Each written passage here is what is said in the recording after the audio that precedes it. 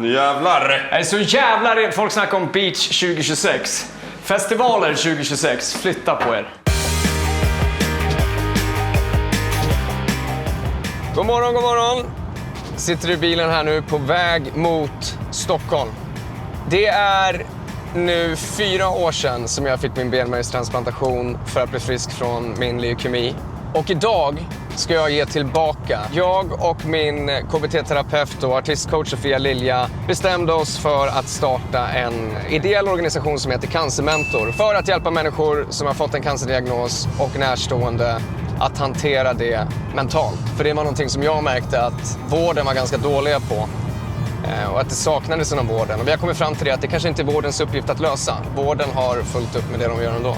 Så nu ska jag åka och spela in en podcast som vi startade för det här. Och vi håller även på med en större vision för det.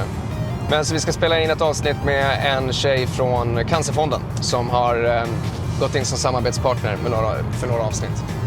Nu är vi på Gärdet och ska till min kompis Chris. Chris är en av de roligaste människorna jag känner. Han har en poddstudio här som vi ska spela in i.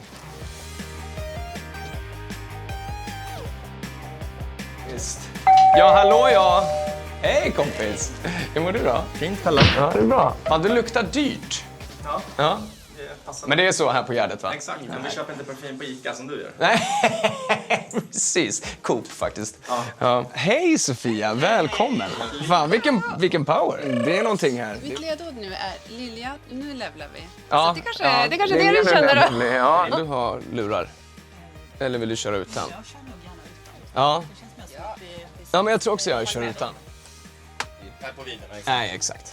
Jag kan njuta av samtalet, hörni. Ja, men vad härligt. Många som också varit igenom cancer och andra allvarliga sjukdomar som känner en skuld därför att de inte känner tacksamhet. Att när man nu har jag fått den här behandlingen, jag har jätteont, jag kan inte äta, min kropp är förändrad på ett sätt som jag absolut inte känner mig bekväm med. Men bygga vanor är ju alltid svårt, nya vanor. Jag kommer ihåg att jag försökte implementera alla verktyg, tacksamhetslista. Jag är än idag, alltså kämpa med att ha en vana att göra det. Just att leva väl är också ett sätt att känna att jag kan påverka min tillvaro. Jag kan skapa en trygghet mitt i det som faktiskt är. Men ibland så kan det ju, som jag har pratat om tidigare, ibland kommer det bara till mig sen, så jävla tacksamhet. Igår så var det 4 år sedan jag fick mina nya stamceller. Wow, grattis! Ja, tack. Och jag har 4-årskontroll nästa vecka. Och det bara säger det 4 år sedan. Jag vill bara säga det att den här människan gör mig till en bättre sångare, artist och människa. Så är det. Nu börjar jag gråta. Ja, men du gör det. Du är fan bäst. Det är alltid jävligt speciellt att komma tillbaka till sjukhuset. Minnen från mycket som man inte vill minnas. Och, jag bodde ju där till och från på hematologimottagningen. Och men det är väl klart som fan man inte vill vara där liksom. Så ovissheten skapar en form av rädsla för hur provsvaren ser ut såklart. Men jag har faktiskt lärt mig att stänga tidsfönstret som min artistcoach Sofia Lilja och terapeut har lärt mig att när man börjar tänka så här, tänk om och ifall det där händer och bla bla bla bla. Man är bara så här, nej, men nu ska vi bara fokusera på så här mycket av framtiden. Kanske till och med bara så här. Nu, det enda jag ska fokusera på nu det är att ta mig till sjukhuset. Okej, då tar jag mig till sjukhuset. Det var inte så farligt. Som provsvaren såg ut nu så var det liksom, det var jättefina svar. Med en sån här resa så kommer det såklart en jävla massa perspektiv. Man inser ganska snabbt vad som betyder något, vad som inte betyder något. Jag har ju förändrats på det sättet att jag skiter i mer saker. Alltså vet vad som betyder något och det som inte betyder något, det skiter jag i. Ja, men det är liksom, man inser att det kan gå jävligt fort. Illa jävligt fort. Det kan också gå jävligt bra jävligt fort. Mitt liv är ju bättre nu än vad det någonsin har varit. Och inte liksom tack vare att jag fick göra Skid Row och åka ut på världsturné och fick göra alla de här roliga liksom, grejerna i karriären. Utan det är mer för att jag har ett perspektiv som jag kallar för ett fuck you-perspektiv.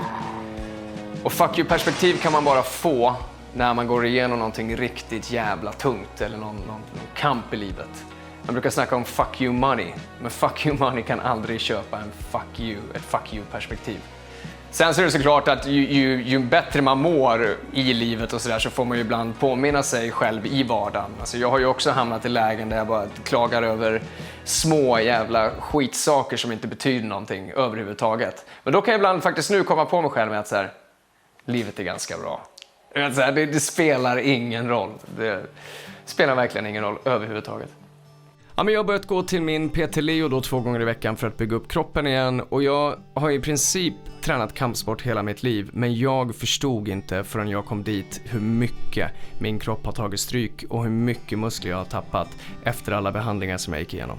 Och plötsligt blev allting ganska tydligt, för att jag kommer ihåg så väl till exempel när jag sprang ut på scenen med Skid Row första gången efter min transplantation. Och det var som att jag inte kände igen min kropp. Jag kunde inte röra mig som jag brukade. Jag hade liksom ingen connection med kroppen. Hela min fysik var borta. Så att jag har ju försökt bygga upp det här på turné, men det var först när jag kom till Leo som sagt som jag insåg att fan vad jag har tappat. Och när jag låg på sjukhuset så skrev jag ner mina värderingar som jag ville leva efter resten av mitt liv, inspirerat av samurajernas Bushido, liksom deras hederskodex. Och jag ville komma ihåg det perspektivet som jag hade där och då på sjukhuset. Jag ville minnas det för resten av mitt liv. Och då skrev jag ner den här listan och högst upp på listan stod det hälsan först.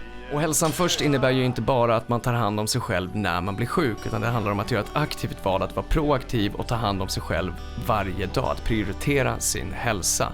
Vi kan alla göra ett val idag som är bra eller mindre bra för vår hälsa. Sen är ju inte jag en ren levnadsmänniska direkt. Jag tycker också att man ska kunna få gå ut och spåra ur ibland och dricka några bärs. Men det är undantaget som bekräftar regeln. Men sen är ju livet också ett jävla lotteri. Man kan bli träffad av blixten som min läkare sa till mig. Och livet är orättvist. Jag menar, du bara tittar på hur världen ser ut så fattar man det. Och vi har alla olika förutsättningar.